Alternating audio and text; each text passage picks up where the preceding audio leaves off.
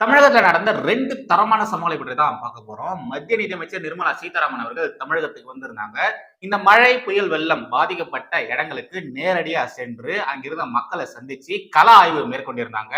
அப்போ அங்கிருந்த பொதுமக்கள் தமிழகத்துடைய நிதியமைச்சர் திரு தங்கம் தென்னரசு அவர்கள் இருக்கும் பொழுதே அவருக்கு முன்னாடியே தமிழக அரசு செய்த விஷயங்களை குறித்தும் தமிழக அரசுக்கு எதிராக ஏகப்பட்ட சம்பவங்களை அங்கிருந்த பொதுமக்கள் செஞ்சுட்டாங்க. தங்களை தாறுமாறான சம்பவம் இது. ஏன் நான் அப்படி சொல்றேன்னா, மத்திய நிதியமைச்சர் நிர்மலா சீதாராமன் அவர்கள் மட்டும் அங்க இல்ல. தமிழகத்துடைய மாநில நிதியமைச்சர் திரு தங்கம் தென்னரசு அவர்கள் கூட அங்க இருந்தாங்க. அவங்க 2 பேருக்கு முன்னாடி அங்கிருந்த பொதுமக்கள் தமிழக அரசுக்கு எதிராக ஏகப்பட்ட விஷயங்கள் சொல்லியிருக்காங்க. என்னென்னலாம் இவங்க பண்ணிருக்காங்க, எப்படிலாம் இவங்களை ஏமாத்திருக்காங்க அப்படிங்கிறத அங்கிருந்த மக்கள் போட்டு உடைச்சிருக்காங்க. அது பற்றி பார்க்க போறோம். அடுத்ததாக நன்னிலம்ல நடந்த என் மண் என் மக்கள் பாத யாத்திரையில அண்ணாமலை அவர்கள் இந்த போலி திராவிட அரசியலை பற்றியும் எப்படி 2021 தேர்தலில் கொடுத்த வாக்குறுதிகளை நிறைவேற்றாம மக்களை ஏமாத்திருக்காங்க அப்படிங்கறத சொல்லி பயங்கரமா பேசியிருந்தாரு. போற போக பார்த்தா அண்ணாமலை அவர்கள் இந்த பாத யாத்திரை முடியறதுக்குள்ள திமுக வச்சு காலி பண்ணிடுவார் போல இருக்குது. ஏன் அப்படி சொல்றேன்னா, அண்ணாமலை அவர்கள் கடந்த சில தினங்களா பண்ணக்கூடிய விஷயங்கள்லாம் பார்க்கும்போது எனக்கு உண்மையிலேயே அப்படிதான் தோணுது. சரி வாங்க, இந்த 2 முக்கியமான விவகாரங்களை பற்றியும் விலாவரியா இந்த வீடியோல பார்க்கலாம். எப்பொழுதும் எதிராசன் வடிவழகு என் இதய தொழுதால் இல்லை எனக்கெதிர் இல்லை எனக்கெதிர் இல்லை எனக்கெதிரே ஸ்ரீமதே ராமானுஜாய நமஹா. ஏழர்மை தேசியவாதிகள் அனைவருக்கும் வணக்கம். மத்திய நிதியமைச்சர் நிர்மலா சீதாராமன் அவர்கள் தமிழகத்துக்கு வந்திருந்தாங்க. இந்த மழை, வெள்ளம், புயலால பாதிக்கப்பட்ட மக்களை சந்திச்சு என்னென்னலாம் அங்க நடந்திருக்கு, எதை மாதிரியான சேதாரங்கள்லாம் நடந்திருக்கு அப்படிங்கிறதெல்லாம் கலந்து பேசிட்டு இருந்தாங்க. கள ஆய்வை மேற்கொண்டிருந்தாங்க. தமிழகத்துல பெய்ந்த இந்த மழை, புயல், வெள்ளம்லாம் இருக்கு இல்லையா, இதெல்லாம் வந்து பாத்தீங்கன்னா வட தமிழகத்தை விட தென் தமிழகத்துலதான் பாதிப்பு அதிகமா இருந்தது. நிர்மலா சீதாராமன் அவர்கள் தூத்துக்குடிக்கு போயிருந்தாங்க. அங்கிருந்த மக்களை சந்திச்சு என்னென்னலாம் நடந்திருக்கு அப்படிங்கிறத பார்த்திருந்தாங்க. திருமதி நிர்மலா சீதாராமன் அவர்கள் அங்கிருந்த மக்களை சந்திச்சு அவங்களுக்கு எப்படிப்பட்ட சேதாரங்கள் ஏற்பட்டிருக்கு, என்னென்னலாம் நடந்திருக்கு, எது மாதிரியான சம்பவங்கள் இந்த மழை வெள்ள காலத்துல உங்களுக்கு நடந்திருக்கு அப்படிங்கிறத அந்த மக்கள் கூட கலந்து பேசி உரையாடி இருந்தாங்க. ஒரு மாநில அரசு அங்க போகாத போது மத்திய நிதியமைச்சர் அந்த மக்கள் கிட்ட போய் என்ன ஏதுன்றதை கேட்டிருக்காங்க.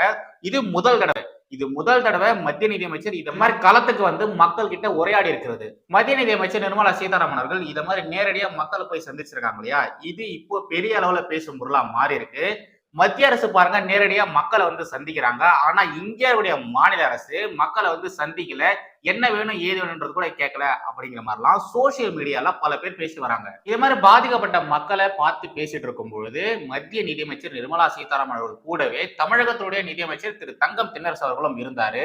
அப்போ அங்கிருந்த பொதுமக்கள் என்ன பண்ணிருக்காங்க, இந்த மாநில அரசு திமுக அரசு என்ன பண்ணிருக்காங்க, அப்புறம் இங்க இருக்கக்கூடிய திராவிட அரசியல்வாதிகளுடைய அலட்சியம் எப்படி எல்லாம் இருக்கு, அவங்க எதை மாதிரிலாம் எங்களை ட்ரீட் பண்ணாங்க அப்படிங்கிற மாதிரி பல விஷயங்களை போட்டு உடைச்சிருந்தாங்க. எந்த அரசியல்வாதிகளும் வரல மேடம், எந்த ஆளுங்கட்சி அமைச்சர்களும் எங்களை வந்து பார்க்கல மேடம், இது மாதிரிலாம் நடந்ததுக்கு காரணம் இந்த ஊர் மக்கள் தான் சொல்லி எங்க மேல பழி போடுறாங்க மேடம்னு ஏகப்பட்ட விஷயங்களை ரொம்ப வெளிப்படையா மத்திய நிதியமைச்சர் கிட்ட அந்த மக்கள் முறையிட்டு இருந்தாங்க. இது மாதிரியான சம்பவங்கள் அங்க நடந்துட்டு இருக்கும் பொழுது அங்கிருந்த திமுக பிரமுகர்கள், அமைச்சர் தங்கம் தென்னரசு அவர்கள் உட்பட பல பேரு அமைதியா இருந்தாங்க, திருன்னு முடிச்சிட்டு இருந்தாங்க. அவங்களால பதில் பேசவே முடியல. பொதுமக்கள் இத மாதிரி ஒன்னா சேர்ந்து என்னென்ன நடந்திருக்கு அப்படிங்கிறத உண்மையான விஷயங்களை எல்லாத்தையும் சொல்ல ஆரம்பிச்சதுனால அவங்களால எதுவுமே பதில் பேச முடியல, அமைதியா இருந்தாங்க. அங்க நடந்த அந்த சம்பவத்தினுடைய முக்கியமான ஃபுட்டேஜ் ஒண்ணு உங்களுக்காக கொண்டு வந்திருக்கேன். இதை பாருங்க. இதுக்கப்புறமா நாம நம்மளோட கருத்துக்களை பார்க்கலாம். நிதி அமைச்சரும் இருக்காரு, தமிழ்நாட்டு நிதி சார். நான் புதுக்கோட்டை பாலத்தை நீங்க விசிட் பண்ணீங்களா சார்? அந்த ஒரு பழைய பாலத்தை பக்கத்துக்குள்ள இது வரைக்கும் யாருமே வரல மேடம். வீட்டுல எல்லாரும் எல்லாம் சேஃப் தான் மேடம். யாருமே இருக்காங்க கூட பார்க்க வரல மேடம். இப்ப வரைக்கும் யாரும் வரல மேடம். அமைச்சர் அதாவது அதிக கட்சிக்காரங்க அப்படின்னு பார்த்தா ஆளுங்க யாருமே வரல மேடம். யாராக பார்க்காம போயிருந்தாங்க. மத்த எல்லா யாரும் வரல. சொன்னது கிடைக்கல, சான்ஸ் கிடைக்கல. அமைச்சரோ ஒரு எம்எல்ஏ யாருமே லோக்கல் வரல. எல்லாமே இங்க வந்து பார்த்துட்டு இதுல இருந்து ஊருக்குள்ள வரல. அங்க இருக்காங்களா இல்லையா பார்க்கறது ஒரு கடமை தான். இங்கிருந்து டிராவல் பண்ணி நிறைய சாப்பாடு கொடுக்கலாம். எங்களுக்கு வெள்ளத்தில் கிடக்க சாப்பாடு இல்லாம ஒரு கிளியாப்பில வந்து ஒரு சோறை கொடுக்கப்படாது. அது முடியாது. ஹெல்ப் பண்ணாங்க மேடம். தப்பு அவங்க பண்ண தப்பு தான் மேடம். ஒண்ணுமே கிடையாது. தண்ணி நிற்கும், எவ்வளவு நேரம் நிற்கும் மேடம். இன்னைக்கு வரைக்கும் கரண்ட் கிடையாது மேடம். நேத்து நைட்ல வந்துருச்சு. உண்மையா பஞ்சம் மண் டெண்டர் விட்டு வச்சு சொல்றாங்க. இந்த இடத்துல மண்ணை எடுத்து வெளியில கொண்டு வச்சு வித்துறாங்க, இல்ல கரையில போடலாம் சொல்றாங்க. ஆனா என்ன செஞ்சுறாங்க, இது வந்து உப்பளத்துக்கு கொண்டு போயிருக்காங்க. இங்க உள்ள மண்ணை விவசாயி நாங்க கஷ்டப்படுறோம், எங்களுக்கு தர மாட்டாங்க. அடிக்கணும் அப்படின்னு சொல்லி கேட்டோம்னா கொடுக்கறது இல்லை. கொடுக்கறது இல்லை. ஆனா அந்த கலெக்டரேட்ல இருக்கக்கூடிய எங்களுக்கு சொல்லக்கூடிய எடுத்துக்கலாம். பேரளவுக்கு மட்டும் இந்த பாருங்க, ஓரத்துல தான் நீங்க கொஞ்சம் பாருங்க. இதுக்கு அடுத்த எப்படி பாருங்க, இதுதான் இது. இந்த மண்டபத்துக்கு பேரளவுக்கு மட்டும் எடுத்துருவாங்க. மீதி எல்லாம் பாத்தீங்கன்னா அந்த பக்கம் வெளியே போயிடும். ஏதாவது கம்பெனி, ஏதாவது சிப்காடுக்கு, இல்ல உப்பளத்துக்கு, அந்த மாதிரி தான் வந்து சொல்லக்கூடிய வாய்ப்புன்னா இப்ப சொல்லித்தான் நமக்கு நெருக்கடியில போய் தான் எடுத்துக்கிறாங்க. இன்னொன்று 15 வருஷம் இல்லை, ஒரு தலைமுறை போனாலும் வெளியே தெரியாது. இப்படிதான் போயிட்டு அந்த ஓடையில 15, அதாவது ஒரு 15,000 கனஅடி வரைக்கும் அந்த இதுல வெளியே போக மாட்டோம். அதுல 24 மடைக்கு 23 மடை தான் செயல்படுது. அந்த 23 மடையையும் உள்ள இது பண்ணா 15,000 உடச்சிருந்திருக்காரு. ஆனா அந்த ஒரு 6 மணி நேரம் தான் அந்த தண்ணி வெளியே டிராவலா வெளியே போக முடிஞ்சிருக்கு. ஸோ அதுல இருந்து பாத்தீங்கன்னா 13 கிலோமீட்டர் டிராவல் ஆகும். போயிடுச்சுன்னா போயிடும். தடுப்பு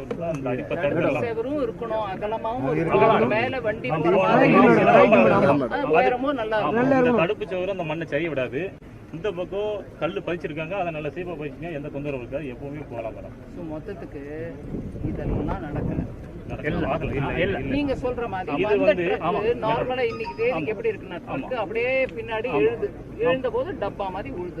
டப்பா மாதிரி மேடம் இது உடைக்கிறதுக்கு காரணமே வந்து இங்க உள்ள ஆபீஸ் தான் மேடம். அன்னைக்கு யாருமே அந்த இதுல இல்ல மேடம், மறுக்கால யாருமே இல்ல. 7 மணிக்கு பக்கத்து காரணம் எழுப்பிடுறதுக்கு அப்புறம் திறந்துருக்காங்க. அவங்க திறந்துட்டாங்க, உடைச்சிருக்காரு. 5 மணிக்கு தான் விடியாலும் திறந்துருக்காங்க மேடம். அதுக்கு முன்னால தண்ணி யாருமே இல்ல, ஸ்பீடு குறைஞ்சிருக்கும். ஆனா அவங்க பண்ணிட்டு என்ன பண்ணிட்டாங்க, இந்த ஊருக்காரங்க உடைச்சு விட்டாங்க. எங்க மேல குற்றங்க சமந்துட்டாங்க மேடம். ஆனா நாங்க எதுவுமே பண்ணல. அதுக்கு காரணங்கள் வந்து அந்த ஊருக்காரங்க உடைச்சு விட்டாங்க. இந்த ஊர் மேடம் இல்ல மேடம் சொல்லட்டும், நீங்க அவங்களுக்கு ப்ரொடெக்ஷன் கொடுக்கணும். அவங்களை யாரும் தொடர்ந்து 3 மாசமா சும்மா நினைச்சு வண்டி மேடம் எங்க கரையை நாங்க உடைச்சிட்டு தண்ணிக்கு அடுத்தவங்க நாங்களும் அடைப்போம். இந்த ஆபீஸ்ல வர மாட்டாங்க, நாங்க மட்டும் தான் எங்க ஊருக்காக மட்டும் தான் அடைப்போம். இந்த வருஷம் அதான் ட்ரை பண்ணோம். ஆனா கீழே ஓடி பொத்துட்டு காரணம் அந்த ரோட்டை உடச்சு விட்டாங்க. அதுவும் அவங்க உடச்சிட்டு சொல்லிட்டாங்க, காலங்காரங்க உடச்சு விட்டா அப்படிங்க. உங்களோட ஆபீஸோட அதே தான் சொல்றாங்க. அவங்க திறக்கல, அவங்க பண்ண தப்புனால முதல் காரணம் இதுக்கு மெயின் தப்பு அவங்க பண்ண தப்பு தான் மேடம். ஒண்ணுமே கிடையாது. தண்ணி நிற்கும். அந்த மக்கள் எவ்வளவு கஷ்டப்பட்டு இருந்தா, எவ்வளவு கோபம் இருந்தா, திமுக பிரமுகர்கள் அங்க இருக்கும் பொழுது திமுக அரசு செய்த விஷயங்களை இவ்வளவு ஓப்பனா பேசியிருப்பாங்க. அந்த அளவு மக்களை ஏமாத்தி அவங்களுக்கு செய்ய வேண்டிய விஷயங்களை செய்யல. அதனாலதான் அங்களுடைய மக்களுக்கு அவ்வளோ கோபம். எனக்கு இதுல ரொம்ப பிடிச்சது, கடைசியில ஒருத்தர் பாத்தீங்கன்னா அவர் ஊர்ல நடந்த விஷயத்தை பத்தி சொல்லிட்டு இருப்பாரு. அப்ப நம்முடைய நிர்மலா சீதாராமன் அவர்கள் சொல்லுவாங்க, அமைதியா இருங்க, இங்களுடைய மக்களுக்கு நீங்க ஒன்னும் ப்ரொடெக்ஷன் தர தேவையில்ல, இவங்க இந்த ஊர் மக்கள், இவங்க மேல யாரும் கை வைக்க முடியாது அப்படிங்கிற மாதிரி சிரிச்சுக்கிட்டு வார்னிங் கொடுத்திருப்பாங்க. இத மாதிரி முக்கியமான ஒரு விஷயத்த பற்றி பேசிட்டு இருக்காங்க. அப்போ நடுவுல பூந்து குட்டையை குழப்புற மாதிரியான விஷயத்த ஒருத்தர் பேசுறாரு. அப்ப அவர் யாரா இருப்பாரு நீங்களே யோசிச்சுக்கோங்க. அதனாலதான் நிர்மலா சீதாராமன் அவர்கள், நீங்க கொஞ்சம் அமைதியா இருங்க சார், அவங்க பேசுறாங்க இல்லையா, அவங்க பேசும்போது நீங்க ஏன் குறுக்க பேசுறீங்க, அந்த ஊர் மக்களை யாராலையும் தொட முடியாது அப்படிங்கிற மாதிரி இந்த ஊர் மக்களுக்காக பேசியிருப்பாங்க நிர்மலா மேடம். கண்டிப்பா இந்த ஊர் மக்களை நாம பாராட்டியே ஆகணும். முக்கியமா அவங்களுடைய தைரியத்தை நம்ம பாராட்டியே ஆகணும். ஏன்னா இங்க திமுகக்கு எதிராக யாரும் பேசவே கூடாது, எந்த விதமான கருத்தும் பதிவு செய்யவே கூடாது அப்படிங்கிற மாதிரியான ஒரு பயத்தை தான் இங்க காட்டி வச்சிருந்தாங்க. ஆனா பாருங்க, இப்ப வந்த இந்த மழையால வந்த வெள்ளம், இது மக்களோட உடைமைகளை மட்டும் அடிச்சுட்டு போல, அந்த மக்களோட பயத்தையும் அடிச்சுட்டு போயிருக்கு. இப்ப பாருங்க, எல்லா மக்களுமே ரொம்ப தைரியமா வெளியில வந்து பேசுறாங்க, அரசாங்கத்திற்கு எதிராக தைரியமா பேசுறாங்க. பண்ண வேண்டியதெல்லாம் சரியா பண்ணியிருந்தாங்கன்னா கண்டிப்பா மக்கள் இந்த அளவு கஷ்டப்பட்டு இருக்க மாட்டாங்க. அந்த கஷ்டத்தினால இவ்வளவு கோபமா அவங்களுக்கு வந்திருக்காது. அந்த கோபத்தின் வெளிப்பாடை அவங்க இப்படி காட்டியிருக்கவும் மாட்டாங்க. இதுக்கெல்லாம் முதல் பிள்ளையார் சொல்லி போட்டது யாரு? அரசுதான். அவங்க இந்த மக்களுக்கு செய்ய வேண்டியதை சரியா செய்யல. இதுதான் முழுக்க முக்கியமான காரணமே. சரி, இப்ப நாம நன்னிலம்ல நடந்த பாத யாத்திரையில அண்ணாமலர்கள் பேசின முக்கியமான விஷயங்களை பற்றி தான் பார்க்க போறோம். இந்த 2021 தேர்தல்ல எப்படி பொய்யான வாக்குறுதிகளை கொடுத்து மக்களை ஏமாத்தி இந்த திமுக வின் பண்ணாங்க. திராவிட கட்சிகளோட ஆட்சி நடக்கக்கூடிய இந்த ஒரு காலகட்டத்துலதான் ஜாதிய தீண்டாமைகள் தமிழகத்துல அதிகமா நடக்குது. அண்ட் ஆல்சோ பள்ளிகள்ல இருக்கக்கூடிய குழந்தைகளுக்கும் அந்த ஜாதி வெறியானது அவங்க மனசுல ஊறி இருக்கு. சமூக நீதி, சமத்துவம், சுயமரியாதை, இது எல்லாமே திமுக காரங்க மேடைகள்ல மட்டும்தான் பேசுவாங்க. ஆனா மேடையில இருந்து கீழே இறங்கி வந்ததுக்கு அப்புறமா அவங்க பேசின மாதிரி அவங்க நடந்துக்கவே மாட்டாங்க அப்படிங்கிற மாதிரிலாம் அண்ணாமலர்கள் பேசியிருப்பாரு. சும்மா சொல்லக்கூடாதுங்க, அண்ணாமலர்கள் இந்த பாத யாத்திரைக்கு போகும்பொழுது அவ்வளவு கூட்டம் வந்திருக்கு. முக்கியமா கும்பகோணம்ல அவ்வளவு கூட்டம், யாருமே எதிர்பார்க்கல இவ்வளவு பேர் வருவாங்கன்னுட்டு.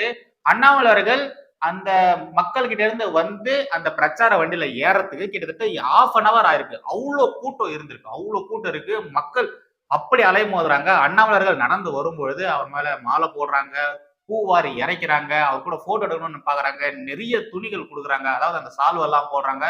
இவ்வளவு விஷயங்கள் கும்பகோணம்ல நடந்திருக்கு. அவ்வளோ பேர் மத்தியில அண்ணாமலர்கள் ரொம்ப கஷ்டப்பட்டு நீந்தி தான் வராரு. அந்த மக்கள் வெள்ளத்துல அண்ணாமலர்கள் நீந்திட்டு தான் வந்தாரு. இதெல்லாம் யாருமே எதிர்பார்க்கல. கும்பகோணம்ல இப்படி ஒரு சம்பவம் நடக்கும்னு சத்தியமா யாருமே எதிர்பார்க்கல. அன்எக்ஸ்பெக்டட் தான் இதெல்லாம். இத மாதிரியான நிகழ்வுகளே போதும் தமிழகத்துல அரசியல் களமானது மாறிட்டு இருக்கு. இந்த மாற்றத்திற்கு முக்கியமான காரணம் கர்த்தா அண்ணாமலர்கள் தான் அப்படிங்கிறது நம்மளால ஈஸியா புரிஞ்சுக்க முடியும். முதல்ல இந்த ஒரு வீடியோவை பாத்துருங்க, அதுக்கப்புறமா நாம நம்மளுடைய கருத்துக்களை பார்க்கலாம். பாருங்க. கணக்குக்கு அந்த பணம் வருதுங்க. இதுதான் நமக்கும் இந்த போலி திராவிட மாடல் அரசுக்கும் இருக்கக்கூடிய மிகப்பெரிய வித்தியாசம். நாங்கள் சொல்வதை செய்கின்றோம். திராவிட முன்னேற்ற கழக அரசை போல பொய் வாக்குறுதிகளை கொடுத்து உங்களுடைய நன்னில தொகுதிக்கு மட்டும் எவ்வளவு வாக்குறுதி கொடுத்திருக்காங்க நான் படிக்கிறேன், நீங்க கேளுங்கம்மா. நீங்க சொல்லுங்க, இவர்கள் சொல்லி இருக்கக்கூடிய வாக்குறுதிகளை செஞ்சிருக்காங்களான்னு சொல்லுங்க. திமுகவுடைய தேர்தல் அறிக்கையில எழுதியிருந்தார்கள், நாங்கள் ஆட்சிக்கு வந்தால் நன்னில மக்களுக்கு பேரிடத்திலே புதிய பேருந்து நிலையம் கட்டுவோம் என்று சொன்னார்கள். கட்டினாங்களா? இல்லை. நன்னிலத்திலே தொழில் பயிற்சி நிலையம் அமைப்போம் என்று சொன்னார்கள். செஞ்சாங்களா? இல்லை. வலங்கை மாநில புதிய அரசு பாலிடெக்னிக் கல்லூரி துவங்குவோம் என்று சொன்னார்கள். சொன்னாங்களா? இல்லை. இதெல்லாம் உங்களுடைய தொகுதிக்கு மட்டுமே திராவிட முன்னேற்ற கழகம் ஆட்சிக்கு வந்த பொழுது கொடுத்த 511 தேர்தல் வாக்குறுதியில 3 வாக்குறுதி நன்னிலத்துக்கு நான் படிச்சு காட்டியிருக்கிறேன்.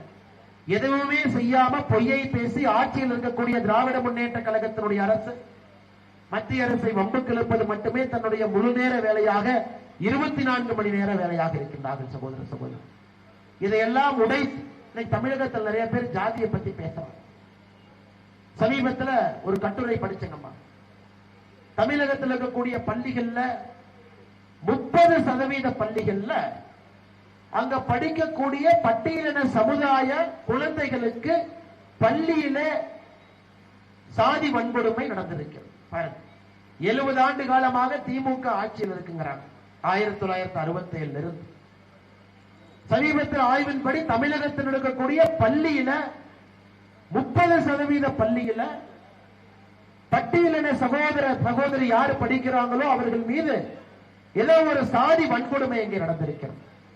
என்னென்ன ஆய்வறிக்கை சொல்லுதுன்னா, ஐயா பள்ளிக்கூடத்தில் இருக்கக்கூடிய டாய்லெட்டை சுத்தம் பண்ண சொல்றாங்க, 2 டம்ளர் வச்சிருக்கிறாங்க ஸ்கூல்ல, பள்ளிக்கூடத்தில் விளையாடுனா கூட எங்களுக்கு முன்னுரிமை கிடைப்பதில்லை. இதெல்லாம் அந்த குழந்தைகள் சொல்லி இருக்கின்றாங்க. இதையெல்லாம் தாண்டி பக்கத்து மாவட்டத்தில் இருக்கக்கூடிய வேங்கை வயல்ல ஊர் மக்கள் எல்லாம் சேர்ந்து தண்ணி கொடுக்கக்கூடிய ஊர் தொட்டியில ஒரு மனிதனுடைய மலம் கலந்து நேற்றோடு 1 வருட காலம் முடிந்திருக்கிறது. நேற்றோடு 1 வருட காலம் இன்னும் யாரு கலந்தாங்க என்கின்ற குற்றவாளியை பிடிக்கல. இவர்கள் சமூக நீதியை பத்தி பேசுறாங்க. இன்னைக்கு நம்ம இந்தியாவுடைய குடியரசுத் தலைவராக பழங்குடி இனத்திலிருந்து சகோதரி திரௌபதி முர்மு அவர்களை பாரத பிரதமர் நரேந்திர மோடி அவர்கள் கொண்டு வந்திருக்கிறார். தமிழக அமைச்சரவையில பட்டியலின சமுதாயத்திலிருந்து 2 அமைச்சர்கள் தமிழக அமைச்சரவை. ஆனா மோடி ஐயாவுடைய அமைச்சரவையில 12 பேர். உண்மையாலுமே சமூக நீதி என்ற ஒரு வார்த்தையை பயன்படுத்தினால் சமூக நீதியினுடைய காவலனாக இருக்கக்கூடிய ஒரே ஒரு இந்திய தலைவர் பாரத பிரதமர் நரேந்திர மோடி அவர்கள் மட்டும்தான். இங்க இருக்கக்கூடிய திமுக ஆட்சிக்கு வந்ததிலிருந்து சாதி சாதி என்று சொல்லி தமிழகத்திலே சாதிய வன்கொடுமைகளும் கரெக்ட். சமூக நீதி தலைவன் அப்படின்னா அது பிரதமர் நரேந்திர மோடி அவர்கள் தான். அது 100க்கு 100 சரிதான். ஏன்னா பாஜக தான் இது மாதிரியான விஷயங்கள்லாம் அவங்களால பார்க்க முடியும். மோடி அவர்கள் பிரதமர் ஆனதுக்கு அப்புறமா ஏகப்பட்ட விஷயங்கள் இது மாதிரி நடந்திருக்கு. அவங்களுடைய கேபினெட் மினிஸ்டர்ஸே பாத்தீங்கன்னா யார் யாரு எப்படிலாம் இருக்காங்க, என்ன மாதிரியான பதவிகள்ல இருக்காங்க, எப்படிப்பட்ட முக்கியமான போர்ட்போலியோ எல்லாம் கொடுத்துருக்காங்க அப்படிங்கிறத தயவுசெய்து பாருங்க. பாஜக பாத்தீங்கன்னா ஃபர்ஸ்ட் பாஜக தான் அப்துல் கலாம் அவர்களை குடியரசுத் தலைவராக ஆகணும்னு சொல்லி ஒரு விஷயத்த சொல்லியிருந்தாங்க. ஆனா அப்போ திமுக நம்முடைய கலைஞர் கருணாநிதி அவர்கள் அப்துல் கலாம் அவர்களை குறித்து என்ன சொன்னாங்க உங்களுக்கே எல்லாமே தெரியும். இது மாதிரி எல்லாம் பண்ணிட்டு இது மாதிரி எல்லாம் பேசிட்டு இவங்களுடைய ட்ராக் ரெக்கார்டு அப்படிங்கிறது அப்படிதான் இருக்கு. கடந்த காலங்கள்லாம் அவங்க பண்ண விஷயங்கள்லாம் எடுத்து பாத்தீங்கன்னா அப்படிதான் இருக்கும். ஆனா இவங்க என்ன சொல்லுவாங்க, பாஜகவினரை நோக்கி மதவாதம் பண்றாங்க. இவங்க வந்து சரியான மதவாத கட்சி. இவங்க வந்து பாத்தீங்கன்னா பிரிவினவாதம் பேசுவாங்க. இவங்க தமிழர்கள் மீது ஹிந்தியை திணிக்க பாக்குறாங்க, அது திணிக்கிறது மூலமா தமிழ் அழிக்க பாக்குறாங்க அப்படிங்கிற மாதிரி இல்லாத பொல்லாத விஷயத்தெல்லாம் பேசி வந்துட்டு இருக்காங்க. இந்த சமூக நீதி, சமத்துவம், சுயமரியாதை இது எல்லாமே இருக்கக்கூடிய ஒரே கட்சினா அது பாஜக தான். வேற எதுவுமே கிடையாது. காங்கிரஸ் எல்லாம் பாத்தீங்கன்னா காங்கிரஸ் தலைவரை விட யாராச்சும் ஒருத்தர் அந்த கட்சி நிர்வாகி பெருசா வளர்றாருன்னா அவரை ஃபர்ஸ்ட் காலி பண்ணுவாங்க. ஒண்ணு கட்சியில இருந்து நீக்கிடுவாங்க, இல்லைன்னா அவருக்கு இருக்கக்கூடிய பொறுப்பை டம்மி பண்ணிடுவாங்க. அவருக்கு எந்த விதமான விஷயங்களும் செய்யவே மாட்டாங்க. அவரு தேர்தலை நிக்கிறதுக்கு விடவே மாட்டாங்க. இப்படிதான் காங்கிரஸ் பாத்தீங்கன்னா பண்ணும். ஏன் நான் அப்படி சொல்றேன்னா, காங்கிரஸ்ல இருந்து வந்தவங்க நிறைய பேர் பாஜகல ஜாயின் பண்ணிருக்காங்க. ஜாயின் பண்ண எல்லாருமே இப்போ பெரிய பெரிய போஸ்டிங்ல இருக்காங்க. அஸ்ஸாம் முதல்வர் இருக்கார் பாத்தீங்களா, அவரு முன்னாள் காங்கிரஸ்காரர் தான் அவரு. அவரு பாஜக சேர்ந்ததுக்கு அப்புறமா இப்ப பாருங்க அவரு அஸ்ஸாமுடைய முதல்வரா இருக்காரு. அவரு மட்டும் இல்ல, இன்னும் நிறைய பேர் இருக்காங்க. அவங்க எல்லாருமே பாஜகல கேபினெட் மினிஸ்டர்ஸா இருக்காங்க. இது எல்லாமே நடக்கிறது பாஜகல மட்டும்தானே தவிர வேற எந்த கட்சியுமே கிடையாது. கடைசியாக ஒரே ஒரு துணுக்கு செய்தி ஒண்ணு இருக்கு, அதை பார்த்துட்டு நம்ம இந்த வீடியோ முடிச்சுக்கலாம். இங்க சைட்ல போற தயவு செய்து பாருங்க. ராமநாதபுரம் மாவட்டத்தில் உள்ள லாந்தை, பெரிய தாமரைக்குடி, சின்ன தாமரைக்குடி ஆகிய கிராமங்களுக்கு ரயில்வே மேம்பாலம் அமைத்து கொடுத்தார் மாண்புமிகு மத்திய அமைச்சர் திருமதி நிர்மலா சீதாராமன் அவர்கள். பல வருடங்கள் கோரிக்கையாகவும் ஏக்கமாகவும் இருந்த மக்கள் பிரச்சனையை ஒரே நாளில் ரயில்வே அமைச்சகத்துடன் பேசி செய்து கொடுத்தார் நிதியமைச்சர். கிராம மக்கள் தங்கள் ஊருக்கு செல்லும் பிரதான சாலைக்கு நிதியமைச்சரின் பெயரை சூட்டி உள்ளார்கள். கிராம சபை கூட்டத்தில் மேடம் அவர்களுக்கு நன்றி தெரிவிக்கும் தீர்மானம் நிறைவேற்றி உள்ளார்கள் அப்படிங்கிற மாதிரி பாஜகவை சேர்ந்த திரு ப்ரொஃபசர் ஸ்ரீனிவாசன் அவர்கள் இந்த மாதிரியான ஒரு போஸ்ட் ஒன்று போட்டிருக்காங்க. அதாவது மத்திய நிதியமைச்சர் நிர்மலா சீதாராமன் அவர்கள் பெயரை அந்த ரோடுக்கு வச்சிருக்காங்க. தமிழகம் சரியான பாதையில இப்பதான் போயிட்டு இருக்கு. தேசியம் தெய்வீகம் சொல்லி யார் ஒருத்தர் அந்த பாதையில பயணிக்கிறாரோ அவரு சரியான பாதையில தான் போறாருன்னு அர்த்தம். இது மாதிரி நிகழ்வுகள்லாம் பார்க்கும்போது உண்மையிலேயே மனசு ரொம்ப சந்தோஷமா இருக்கு. பட் இதெல்லாம் பார்க்கும்போது நம்முடைய ஏழுள்ள ஊபிஸ்களுக்கு பொறுக்க முடியல, பொறாமையான பொசுங்கிறாங்க பாவம். கலைஞர் டிவில வேலை பார்க்குற ஒரு ஊபி ஒண்ணு இந்த பதிவை பார்த்துட்டு பயங்கரமா கத்தி கதறி பேசிட்டு இருக்கு, அழுதுட்டு இருக்கு, உருண்டு புரண்டு அழுதுட்டு இருக்கு. இதெல்லாம் போட்டோஷாப், இது மாதிரிலாம் நடக்காது, இது மாதிரி சம்பவம்லாம் தமிழகத்துல நடக்கவே நடக்காது அப்படி மாதிரிலாம் பேசிட்டு வந்துட்டு இருக்கு. இதெல்லாம் ஜஸ்ட் ட்ரைலர் தான். இன்னும் பாஜக அவங்களுடைய அரசியலை தமிழகத்துல பண்ணவே ஆரம்பிக்கல. அதுக்கே இவங்க இப்படி ஆடினாங்கன்னா உண்மையிலேயே பாஜக அவங்களுடைய அரசியலை தமிழகத்துல காட்டினாங்கன்னா இவங்கள என்ன பண்ண போறாங்களோ தெரியல. தமிழகத்துல நடந்த இந்த இயற்கை பேரிடரை பாக்குறதுக்கு, கள ஆய்வு பண்றதுக்கு நேரடியா மத்திய நிதியமைச்சரே தமிழகத்துக்கு வந்திருக்காங்கன்னா அப்பவே புரிஞ்சுக்க வேண்டாமா? இத மாதிரியான இயற்கை பேரிடர்களை ஆய்வு செய்யறதுக்கு எப்பவுமே ஒரு குழு தான் வரும். ஓகேங்களா, மத்திய அரசு தலைமையில இருக்கக்கூடிய ஒரு குழு தான் வரும். ஆனா இந்த முறை மத்திய நிதி அமைச்சரே நேரடியாக களத்துக்கு வந்திருக்காங்கன்னா தயவு செய்து யோசிங்கப்பா. திமுகவை சுத்து போட்டு போலான்னு பொலகுறாங்க. இது எதுவுமே புரிஞ்சிக்காம இருக்கக்கூடிய இந்த முட்டி கீழே மூடக்கூடிய ஊபிஸ்கள்லாம் என்னென்னத்தையோ பேசிட்டு சுத்திட்டு வராங்க. எப்பதான் இதுங்களாம் இதை புரிஞ்சுக்க போகுதுன்னு சத்தியமா தெரியல. சோ அவ்வளவுதான் guys இன்னைக்கான கண்டென்ட். மறுபடியும் அடுத்து சந்திக்கிறேன். ஜெய் ஹிந்த், வந்தே மாதரம்.